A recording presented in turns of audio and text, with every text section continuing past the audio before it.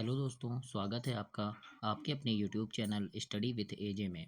इसमें आज की वीडियो में मैं आपके लिए लेकर के आया हूँ आपकी वार्षिक परीक्षा 2024-25 विषय विज्ञान का पेपर है दोस्तों। आज आपका हुआ है जिसमें जो कक्षा 7वीं का है। तो इसमें किस प्रकार के प्रश्न आपके लिए आए हैं, कैसे उनके उत्तर आपको लिखने थे, वो सारी चीज़ें आज की इस वीडियो में हम देखते हैं। और दोस्तों वीडियो में अंत तक बने रहना। पूरे 1 से लेकर 26 तक के प्रश्न आपके इसमें कंप्लीट हैं। तो उनको कैसे हल करना था, क्या-क्या उनके उत्तर लिखने हैं, सारी चीज़ें इस वीडियो में मैं आपके लिए लेकर के आया हूँ।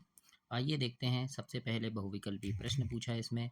और दोस्तों चैनल को सब्सक्राइब ज़रूर करना ताकि आपको सारी चीज़ें इसमें बनने लगे और आपके जो आने वाले पेपर हैं अंग्रेजी, संस्कृत, सामाजिक विज्ञान, उसके जो सही उत्तर हैं उनकी वीडियो और जो अभ्यास प्रश्न है, अभ्यास प्रश्नों की वीडियो चैनल पे डली हुई हैं, जिन्हें पढ़ कर के आप परीक्षा में काफ़ी अच्छे नंबर ला सकते हैं। तो उन्हें देखने के लिए चैनल को सब्सक्राइब ज़रूर कीजिएगा।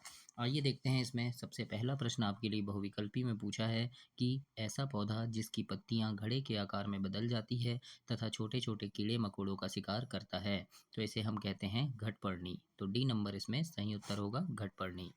दूसरा प्रश्न है चीरने एवं फाड़ने वाले दांत क्या कहलाते हैं, तो इन्हें हम रदनक कहते हैं दोस्तों। तो ए नंबर इसमें सही उत्तर होगा, रदनक।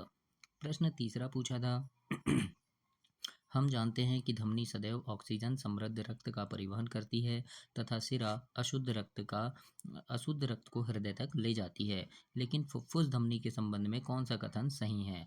तो इसमें दोस्तों ए नंबर ही सही होगा कि फुफ्फुस धमनी जो है यह ऑक्सीजन समृद्ध रक्त को फेफड़ों से हृदय तक ले जाती है। ये इसमें सही उत्तर है प्रश्न 3 का।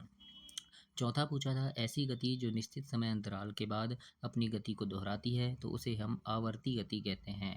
आवर्त यानी दोहराना, है ना, तो आवर्ती गति होगा। तो इस प्रकार से 1 से 4 तक ये कंप्लीट हुआ।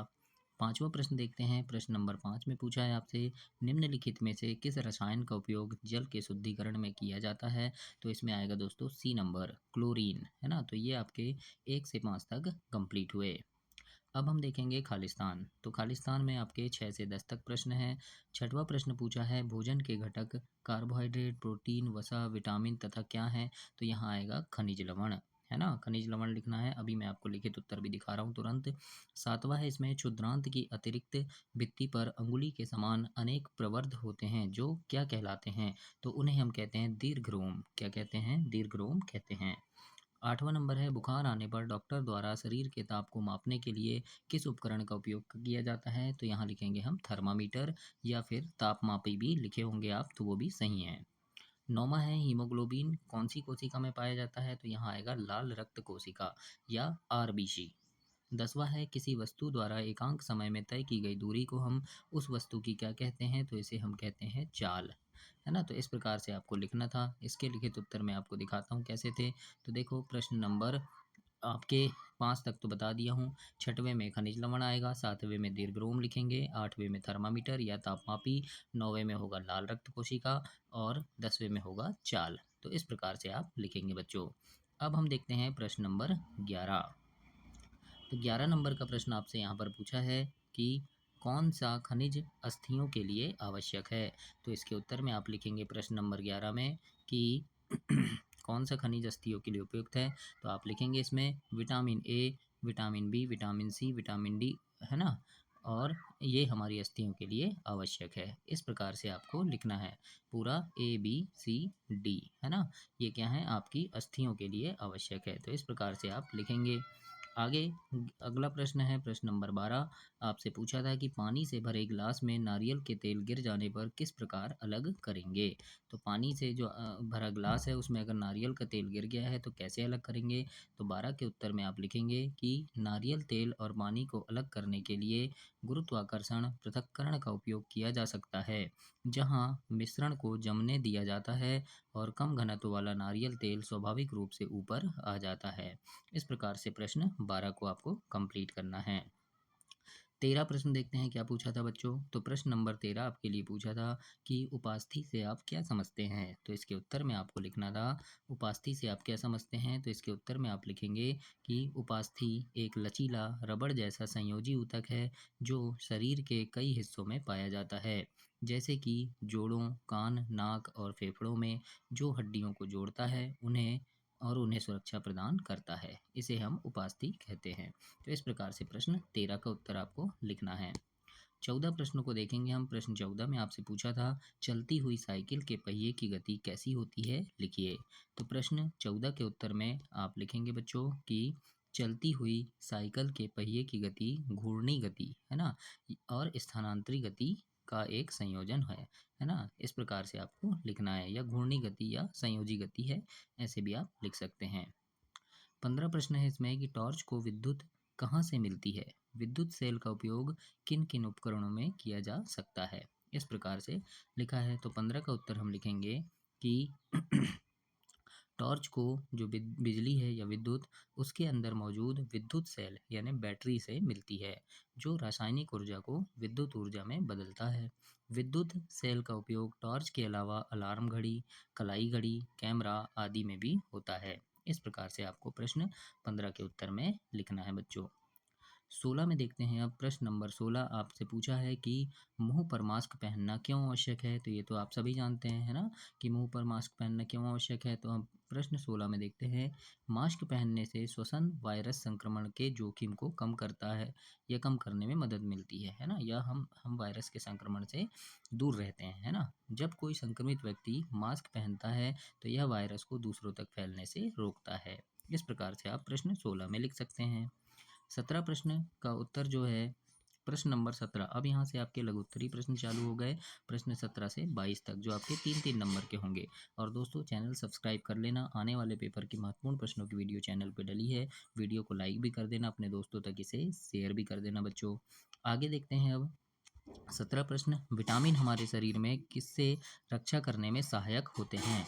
तो 17 का उत्तर देखेंगे, यानी विटामिन हमारे शरीर में किससे रक्षा करने में सहायक होते हैं। तो इसमें आप लिखेंगे कि विटामिन हमारे शरीर को रोगों और संक्रमणों से बचाने में मदद करते हैं, साथ ही हड्डियों, दांतों, त्वचा, बालों और अन्य अंगों के स्वास्थ्य को बनाए रखने में भी सहायक होते हैं।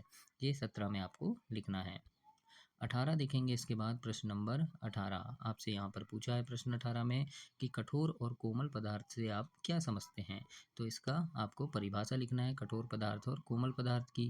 तो आप लिखेंगे, कठोर पदार्थ वे होते हैं जिन्हें आसानी से तोड़ा, काटा या खरोचा नहीं जा सकता, जबकि कोमल पदार्थ वे होते हैं जिन्हें आसानी से संपीड़ित यानी तोड़ सकते हैं, खरोच सकते हैं या मोड़ सकते हैं, है ना। इस प्रकार से आपको 18 में लिखना है। 19 प्रश्न देखते हैं। प्रश्न नंबर 19 में आपसे पूछा है यहाँ पर कि धारा रेखीय आकृति किस जलीय जीव में पाई जाती है तथा किस प्रकार की संरचना से मिलती जुलती है ना।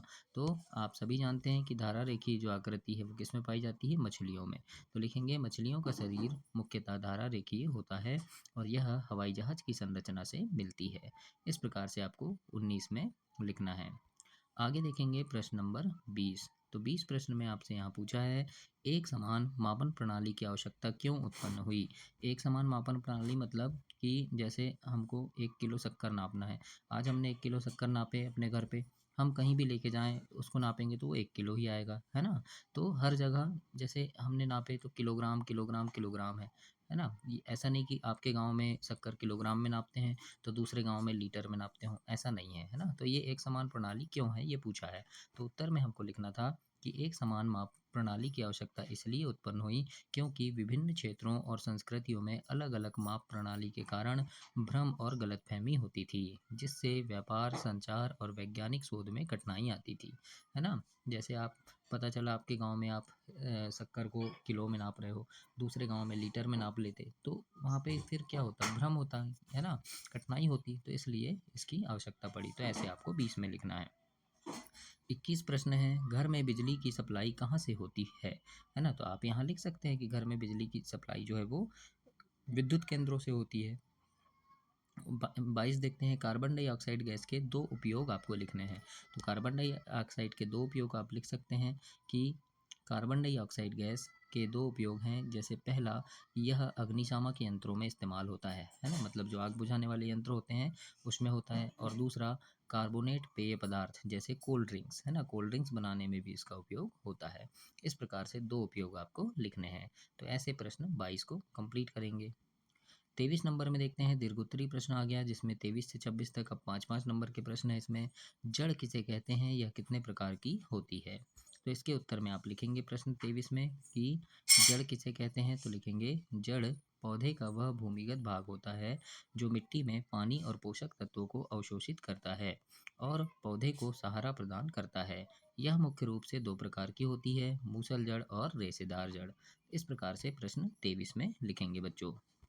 आगे देखते हैं अब 24 प्रश्न आपसे यहाँ पर पूछा है कि पर्वतीय क्षेत्र में पाए जाने वाले पौधे की 4 विशेषता आपको लिखनी है, यानी पर्वतीय क्षेत्र में पर्वतों में किस प्रकार के पौधे मिलते हैं, 4 विशेषता। तो यहाँ लिखेंगे आप पर्वतीय क्षेत्र के पौधे की 4 विशेषता। पहला लिखेंगे गहरी जड़ें, है ना।